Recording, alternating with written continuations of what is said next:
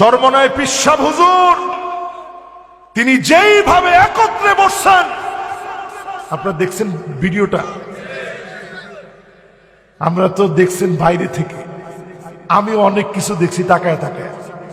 আমি দেখছি হুজুরের যেরকম চেয়ার, আমিরে জামাতের চেয়ারটা সমান সমান দিস, কেউ যেন আবার চেয়ার লয়ে ধাক্কাধাক্কি করতে না পারে। কয় যে ফির সাহেবেরটা বড় চেয়ার, আমরা আমিরেরটা তো ছোট চেয়ার।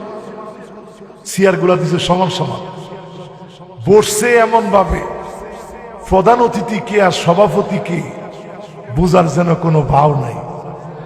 মাইক কয়টা এইদিকে কয়টা হেদিকে, বুঝার কোনো সিস্টেম নেই। জোরে কোন আল্লাহু আকবার। এই মাহফিল থেকে আজকে পরিষ্কার ভাবে বলি, আর কাদা সুরাসুরি নয়। যদি বাংলাদেশের উন্নয়ন চান, ভারতের হাত থেকে মুক্ত করতে চান, ঐক্যবদ্ধভাবে প্রচেষ্টা চালাতে হবে।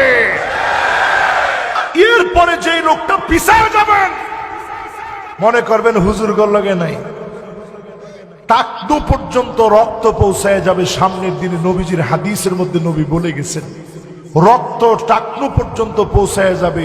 সব মুনাফিক গুলা শেষ, অল্প কিছু মুমিনদেরকে দিয়ে আল্লাহ বিজয় দিবেন। জোরে কোন আল্লাহু আকবার।